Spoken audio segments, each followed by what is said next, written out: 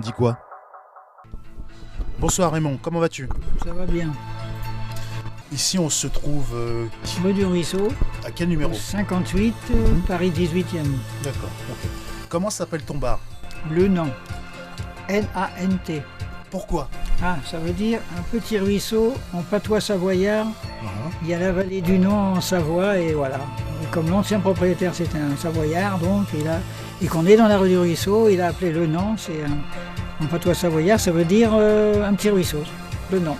D'accord. Quand est-ce que tu es arrivé ici? 88. En 88. Et du coup, qu'est-ce qui t'a décidé à venir t'installer ici? Comment ça s'est passé? Alors là, c'est mon ami de l'époque.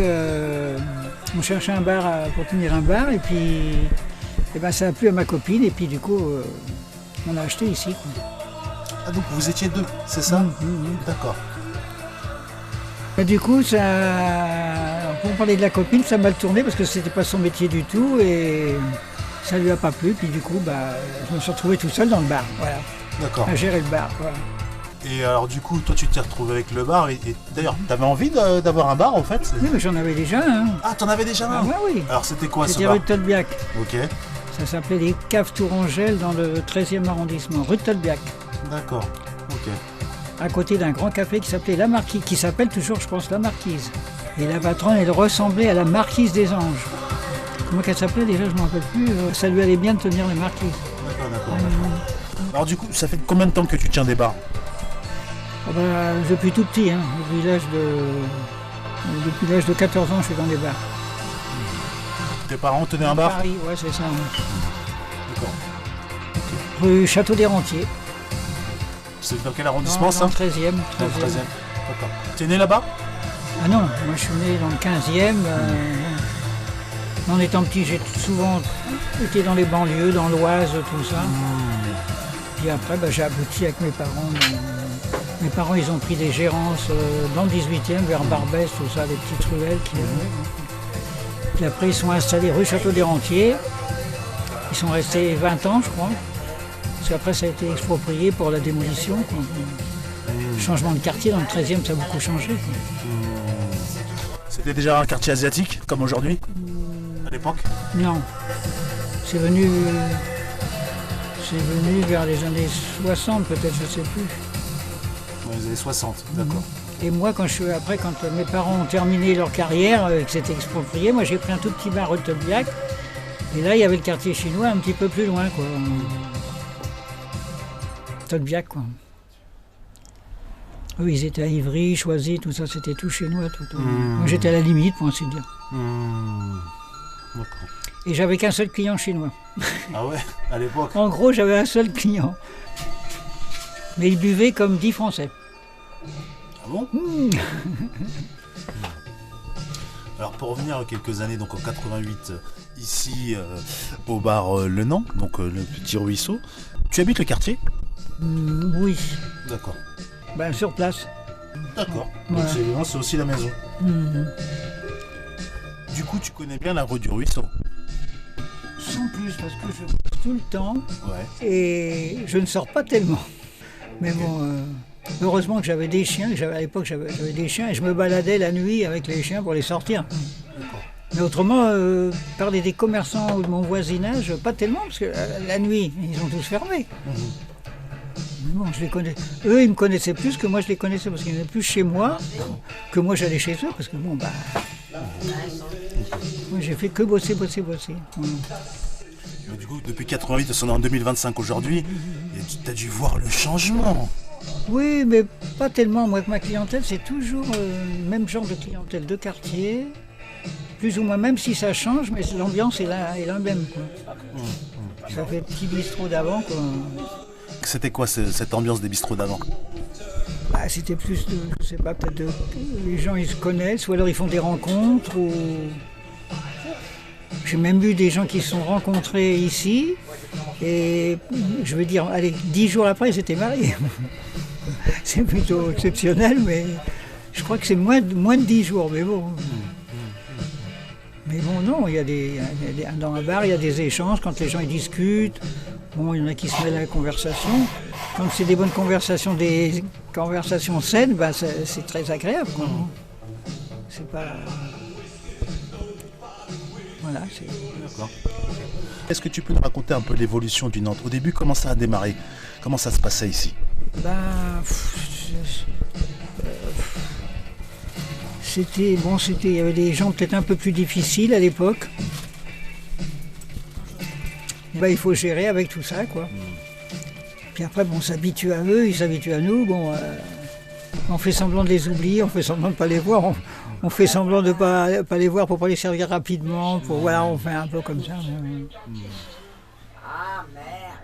C'est gentiment, quoi. On nous fait comprendre que... Bon. Mais même des colériques, il y a des colériques, je ne sais pas comment expliquer, pour moi ils étaient très durs à gérer parce qu'ils étaient ingérables. Ça tournait en bagarre tout de suite. Mais avec moi dans l'ensemble ça allait parce que on va dire le chef de bande, il m'aimait bien quand même. Alors bon. Il t'aimait pourquoi à ton avis? Mais je sais pas, j'ai rendu des fois des petits services, des petites choses, et puis je suis pas un violent ni un truc. Ça faisait le contraste avec les méchants, les gros méchants, quoi. Donc tu les tempérais un peu d'une certaine manière avec ton attitude, avec ta manière d'être? Peut-être, ouais, sûrement, ouais. Quelque chose comme ça. Alors, il y a une particularité chez toi, Raymond, c'est que quand tu parles, en fait, tu parles d'une voix assez basse. Et ce qui est intéressant, c'est que le fait de parler bas, ça nous oblige aussi à tendre l'oreille, à prêter l'attention. Est-ce que ça a joué, ça? Non, mais moi, je suis malade des poumons quand même, donc j'ai pas tellement pour hausser le ton, il faut que je crie. Mais bon, c'est comme ça. Peut-être, il y en a des fois que je hausse le ton, hein, je me pousse. Ça arrive. Ou d'autres que je ne sers plus du tout. Ça arrive aussi. Quand des fois ça va trop loin, ouais, parce que moi, je m'inquiète. Ça se termine. Et quand tu as ouvert le bar, il y avait du monde? Il y avait du monde tout de suite ou ça a pris du temps avant vraiment de se faire une clientèle? Non, ça demande quand même du temps. Ça demande quand même du temps. Ah si, c'est vrai. Parce qu'avant, c'était peut-être un peu un petit bar, un petit peu genre clan, quoi. Je sais pas trop comment expliquer. Il y a des gens qui se connaissaient, des petits groupes. Oui, de quartier vraiment. Ouais. T'appelles à minuit. C'est... Bye bye. Est-ce que la particularité de ton bar, le Nantes, quand on vient, c'est le lieu, l'espace. Est-ce que ce lieu qu'on voit là aujourd'hui, la manière dont c'est agencé avec des petites cabines, existait déjà à l'époque? La transformation, ça date des années 70. D'accord. Donc moi, je suis arrivé en 88. D'accord. Mais je peux dire que j'ai encore rien changé. Hein. Donc le bar était Tout déjà a tenu. comme on le voit là. Tout comme ça. Alors pour les auditeurs et les auditrices, pour celles et ceux qui ne veulent pas voir, en fait, le bar Le Nantes, quand vous rentrez, imaginez un couloir. Donc vous rentrez sur la droite, vous avez le comptoir, un long comptoir. Hein. Il fait combien en longueur le comptoir? 7-8 mètres, je crois. 7-8 mètres, avec un zinc bien à l'ancienne. Et vous avez au-dessus des lampes des années 70 Que tout le monde veut acheter. Combien elles valent? 5 000 Moi, euros je sais la pas, lampe. je sais plus, mais très cher. Très cher. Donc voilà ce que vous avez. Donc vous avez les verres, vous avez Raymond. Et sur la gauche, vous avez des petites cabines. 5 petites cabines où à l'intérieur, il y avait des anciens jukebox qui ont été remplacés aujourd'hui par des ordinateurs. Et ça, je trouve ça hyper chouette. C'est qu'on peut venir ramener, écouter sa musique. Et d'ailleurs, on a un de tes habitués qui est en train de mettre de la musique. C'est la musique qu'on entend depuis tout à l'heure. Un super bon DJ. Je pense que les auditeurs, les auditrices, de toute façon, en écoutant le podcast, entendront la musique qui tourne derrière. Donc du coup, c'était donc déjà comme ça, années 70. Toi, tu as décidé de rien changer? Tu as fait des modifications? Non, changer les banquettes, mais il faudra encore les changer une fois. Mais ce qui s'use, quoi. Mais autrement, C'est quand la dernière fois que tu les as changés? Ouh là là, je sais plus. C'est à combien de temps qu'on a fait les banquettes? Il y a longtemps. Il y a longtemps, c'est combien de temps? D'accord. Faut que tu t'arrêtes. T'arrêtes, t'es encore là. Au moins 10 ans, sûr. D'accord. Il faut que tu t'arrêtes, tu avais négocié pour toi. Ok, donc ça fait 10 ans les banquettes, donc tu as décidé de rien changer, rien modifier, Oui, quasiment. on peut pas changer ce décor-là. On peut pas. Ça serait du gâchis, je pense. À part que moi, j'ai ramené tout mon fouillis. Voilà. Ça, c'est mon gros défaut, c'est mon fouillis. C'est quoi ton fouillis? Eh ben, les journaux qui traînent. Ouais, la vie qu'il y a ici, effectivement. Ouais. On voit des cartes postales de tes voyages. Alors, on des voit, clients. on voit surtout... alors, il y a une chose qui va frapper à toutes les personnes qui vont rentrer ici, c'est le nombre de chouettes. Ah oui, parce que j'ai une chouette apprivoisée dans le temps, dans le 13e arrondissement. que tous les clients connaissaient dans le 13e arrondissement, la chouette à Raymond. Bon, La chouette à Raymond, j'adore. Maintenant, je passe quand même dans le 13e, même là, il y a un bout de temps que je ne rencontre plus personne que je connaissais de l'époque. C'est un peu triste, mais bon, je sais pas ce qu'ils sont devenus, ils sont partis un peu partout. Allô, bah dis donc, c'est En pas... 35 ans, ça bouge dur tellement, de hein, t'avoir. presque 40 ans même. Et donc dans ton fouillis, donc il y a des chouettes, il y a des photos, il y a des cartes postales, Ouais, ouais. il y a des... Qu'est-ce que c'est cette affiche? On voit marquer Docteur Saint-Raymond sur la porte. Qu'est-ce que Parce c'est? que je m'appelle Raymond, et puis bon, je peux soigner des fois avec un petit coup de rouge quelqu'un, D'accord, ok. ou un petit fer des brancas, parce qu'un fer des brancas, c'est un médicament. Hein. Ah ouais, c'est vrai. Et il y a marqué attention chien en psychanalyse. Oui, bah parce que j'avais des chiens, puis je soigne les chiens aussi. Bon. Donc, tu soignes les chiens, c'est que tu Non, une fois, j'avais un os coincé dans une dent d'un gros chien. Bon. Je me rappelle plus de son nom, mais sa copine chienne, elle s'appelait Chouletta, qui voulait dire, elle appartenait à Charlie Schlingo. Qui ça? À Charlie Schlingo. C'est qui ça? C'est un Ah ouais. dessinateur de bande dessinée qui est décédé, Vous ça voulez fait te au moins demander 15 ans si maintenant vous peut-être. partez des bouteilles ce Et soir. sa copine, elle s'appelait Chouletta, Ouais. mais la chienne, je me rappelle plus de Ah, son nom. c'est lourd. La chienne, elle apportait à Mais moi, j'ai une amie de Charlie Schlingo et sa fait sœur qui mal à s'appelait ma Kiki et jambe. Coco. C'est pour ça que je te demande ça. C'était des clients de tous les jours, quoi. Bon. Et Charlie Schlingo, il était connu à l'époque. Il a travaillé à Charlie Hebdo, tout ça, comme dessinateur. Il a fait plein de choses, la musique, il a tout fait. Il a écrit des bouquins. Oui. Très connu dans le temps. Bon. Bah là, j'ai Et est-ce que tu peux nous parler un peu de ta clientèle? C'est des gens de voisinage, ils se plaisent là, et puis même s'ils n'ont pas beaucoup de sous, ils boivent qu'un petit coup, c'est pas pour ça que je vais les mettre dehors, mais ils se sentent chez eux un peu, quoi. au restaurant. Puis c'est comme ça se de bouche à oreille, bon, voilà. Ouais, mais t'es pas obligé. Alors, je dis ça parce que moi j'ai découvert ton bar maintenant depuis 1 an et demi approximativement, Non, et 5 j'ai eu l'occasion de rencontrer un paquet de personnages quand même. Comment t'as pu faire pour avoir tout ce panel de gens aussi divers et variés? Je sais pas, c'est peut-être la première fois que ça leur plaît, ou je ne sais pas. Ici on les juge pas, ils me passent, voilà. Ils sont comme ils sont. Ouais, je t'écoute. Alors, il y a quand même des habitués, et vraiment des habitués, je dirais même des piliers. Ouais, Et je- comment ça s'est fait ces rencontres justement avec Non, je veux pas. toutes ces personnes qu'on voit assez souvent, régulièrement, quasiment tous les soirs quand on passe, on les voit. C'est-à-dire, c'est parce qu'ils ont pris l'habitude, puis ils se sentent bien, quoi, c'est tout. Ils se sentent bien, et puis c'est pareil, ils font des rencontres inhabituelles. Des fois extraordinaires, même bon, c'est... Il y en a qui peuvent se rencontrer, ils se sont rencontrés dans... Mettons... très loin d'ici, et puis et être passés dans les mêmes endroits, et ça discute après. Bon,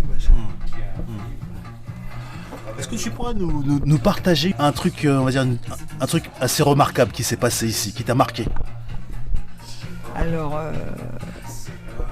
Alors c'est pareil, au début que je suis arrivé, donc il y a eu des difficultés de paiement, parce que j'ai acheté avec le crédit et tout ça, puis quand on devait travailler à deux, quand on travaille tout seul, c'est beaucoup plus difficile. Et alors, comment je chauffais le bar à l'époque pour pas utiliser d'électricité ou de gaz ou de machin comme ça? C'est du incroyable mais vrai. Et à l'époque, il y avait quelques clientes avec des robes qui passaient. Donc des robes, ça bouge un peu les voilages. D'accord. Et moi, j'avais mis, mettons, 2 casseroles avec de l'alcool à brûler dedans qui flambait dans le bar. Mais pas des grandes hauteurs, je mettais pas beaucoup d'alcool, mais pour dégourdir l'air, parce que dans les années je suis arrivé, quoi, il faisait des moins 5, -8, c'est pas des zéros comme maintenant. Donc pour dégourdir l'air, je chauffais avec de l'alcool à brûler. Et les gens passaient à côté des casseroles sans se brûler, sans rien du tout. Ils n'ont jamais renversé une casserole qui aurait pu mettre le feu partout non plus. D'accord. Voilà, Où c'est est-ce qu'elles étaient positionnées ces casseroles? Et par terre. Là, ici, là? Ah oui. Là, on est là? Ah oui. Ok. Oui, c'est les... Je sais pas s'il y a encore des gens qui pourraient se rappeler de ça. Parce que des vieux clients... Ok. Et une moins bonne, une anecdote moins marrante. Un truc qui t'a bien marqué par contre là. bah, c'est quand on m'a saucissonné pour me cambrioler, ça c'est... Ah bon? Ah oui, ça c'est moins marrant quoi. Ah ouais. Mais bon, une fois que c'est passé, ouais, c'est fini. Hein. Ça s'est passé quand? Oh, je sais plus, il y a combien de temps que je me suis fait saucissonner? Peut-être 5 ans. C'était à l'époque de Pedro. Pedro, il était encore vivant. Peut-être 5 ans derrière. Après le Covid, avant le Covid? Ah, c'est avant. le Covid. C'était avant le Covid. Avant le Covid. Ah, ouais. D'accord. Est-ce que tu peux nous raconter comment ça s'est passé? Bah, j'ai été appuyé contre... Bon, il y a eu... C'était une période où j'avais des jours où j'avais bien travaillé, bien. Et puis il y a eu un creux de peut-être un quart d'heure. Puis j'étais appuyé comme ça contre une cabine comme ça. Puis je faisais attention à rien. Il y a une seule personne, d'abord je crois que c'est elle qui a dit le mot de passe pour venir, qu'il n'y a personne quoi. Bon. Et j'étais appuyé, puis il y avait un complice dedans, puis il y a 2 qui sont rentrés, puis comme je m'attendais à rien, le mec il était masqué, et je croyais que c'était un client qui me faisait une farce, je croyais que c'était Tarek comme je dis, on connaît bien, et je croyais que c'est lui qui me faisait une farce, comme des fois il faisait des farces comme ça. Ils ont juste un petit coup pour me pousser, poum, puis le deuxième qui arrivait m'a ficelé. Une fois que tu as les pieds ficelés, c'est pas la peine de vouloir boxer ou de bouger. Puis après, ils m'ont attaché, moitié dans le lavabo, moitié dans la toilette. Et puis bon, après, ils ont pris la recette. Et puis, bon. Et voilà, ça c'est moins marrant. Ok. Voilà, du coup, le moins marrant. Ouais. Okay. Et en plus, ils ont tout retourné, donc après, il faut tout ranger, tout. Ouais. C'est pas agréable. D'accord.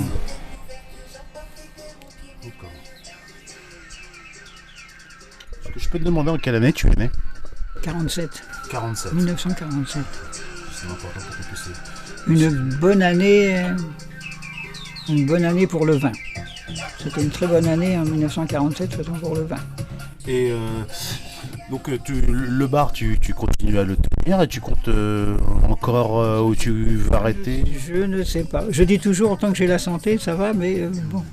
Il n'y a que la santé qui me fait tenir, autrement peut-être que je prendrais peut-être par retraite, quoi. Mais autrement, on s'habitue à l'ambiance, on se lève le matin, on ne sait pas qu'on se lève, voilà. On flemmarde pas trop au lit. Ou... on mange à des heures fixes. Oui, non, ça peu importe. Tu bois pas? Non. Ah. Non. Vous entendez ça? Un tenancier de bar qui boit pas? Qui boit pas, non. Presque pas d'eau. Même presque pas d'eau non plus. Ah bon? Ah oui, je bois jamais assez.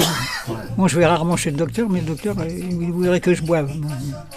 Il me dit toujours, vous ne buvez pas assez. Il ne boit pas. Pour quelqu'un qui tient un bar. J'ai envie de lui dire, vous me dites de boire, il faut que je boive quoi? Du vin, du rouge, de l'apéro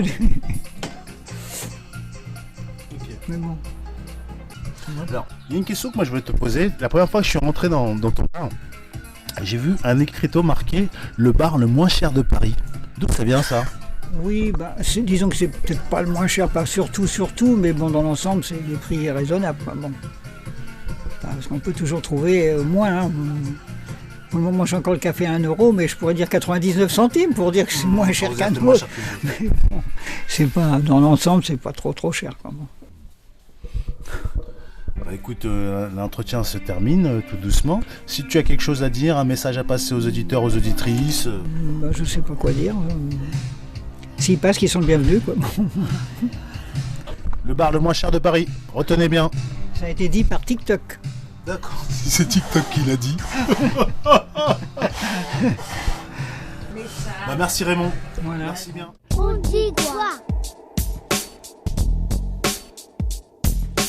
On dit quoi?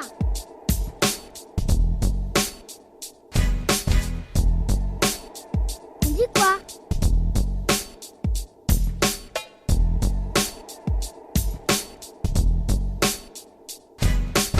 On dit quoi?